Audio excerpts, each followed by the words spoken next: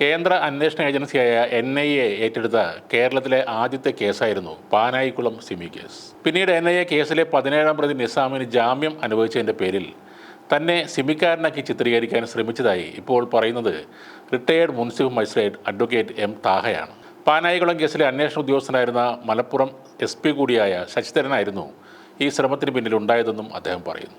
തൻ്റെ ഫേസ്ബുക്ക് പോസ്റ്റിലൂടെയാണ് അദ്ദേഹത്തിൻ്റെ വെളിപ്പെടുത്തലുണ്ടായത്. സിമിക്കാരനാക്കി ചിത്രീകരിച്ച് തന്നെ സസ്പെൻഡ് ചെയ്യിക്കാൻ SP ശശിധരൻ ശ്രമിച്ചിരുന്നതായി ഹൈക്കോടതി ജഡ്ജായിരുന്ന പയസ് തന്നോട് പറഞ്ഞിരുന്നുവെന്നും അദ്ദേഹം പറയുന്നുണ്ട്. ഹൈക്കോടതിയിലെ വിജിലൻസ് ഡയറക്ടറായിരുന്ന ഉദ്യോഗസ്ഥനെ കൂട്ടുപിടിച്ചായിരുന്നു തനിക്കെതിരായ ഈ ഗൂഢാലോചനയെന്നും അഡ്വക്കേറ്റ് M. താഹ വെളിപ്പെടുത്തി.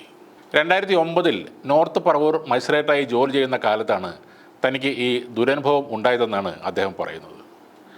ഇതിൻ്റെ പേരിൽ തന്നെ ആദ്യം കോഴിക്കോട്ടേക്ക് സ്ഥലം മാറ്റിയെന്നും എന്നാൽ തുടർന്നുള്ള അന്വേഷണങ്ങളിൽ തനിക്ക് സിമിയുമായി യാതൊരു ബന്ധവുമില്ലെന്ന് കണ്ടെത്തിയെന്നും അദ്ദേഹം പറഞ്ഞു.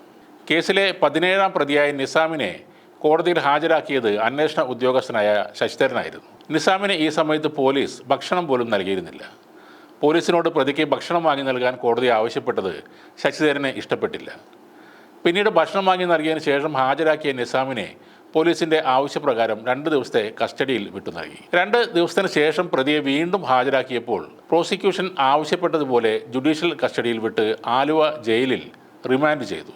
ഈ അവസരത്തിലാണ് നിസാമിൻ്റെ അഭിഭാഷകൻ ജാമ്യം ആവശ്യപ്പെട്ടത്.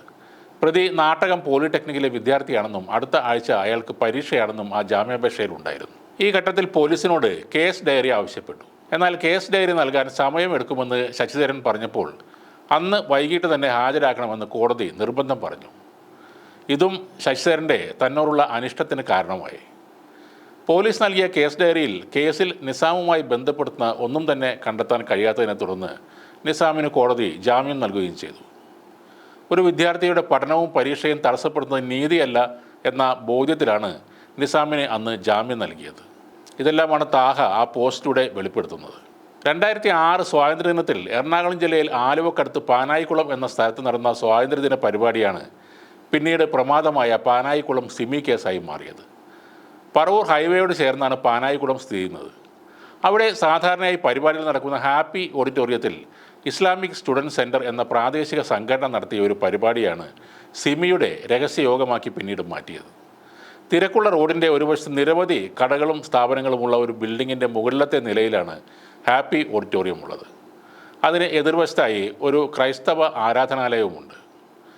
നാട്ടിലെല്ലാം നോട്ടീസ് അടിച്ച് വിതരണം ചെയ്തും ഹാളിന് മുന്നിൽ ബാനർ സ്ഥാപിച്ച് നടത്തിയ പരിപാടി തീവ്രവാദികൾ നടത്തിയ ഒരു രഹസ്യ യോഗമാക്കി പിന്നീട് മാറ്റുകയായിരുന്നു. പിന്നീട് പാനായിക്കുളം കേസിലെ മുഴുവൻ പ്രതികളെയും ഹൈക്കോടതി വെറുതെ വിടുകയും സുപ്രീം കോടതി ഈ വിധി ശരിവെക്കുകയും ചെയ്ത ഘട്ടത്തിലും അഡ്വക്കേറ്റ് M. താഹ ഈ കാര്യങ്ങൾ പറഞ്ഞിരുന്നു. നിലവിൽ നിലമ്പൂർ MLA PV അൻവർ ഉൾപ്പെടെ മലപ്പുറം SP ശശിധരനെതിരെ ആരോപണങ്ങളുമായി രംഗത്ത് വന്ന ഘട്ടത്തിലാണ് അഡ്വക്കേറ്റ് M. താഹ ഈ കാര്യങ്ങൾ വീണ്ടും പറയുന്നത്. മലപ്പുറം SP ആയ ശശിധരനെ സ്ഥലം മാറ്റുന്നതുമായി ബന്ധപ്പെട്ട തർക്കങ്ങളിൽ നിന്നാണ് ഇപ്പോൾ PV അൻവറിൻ്റെ വെളിപ്പെടുത്തലുകളും മറ്റ് വിവാദങ്ങളും എല്ലാം ഉണ്ടായിരിക്കുന്നത്.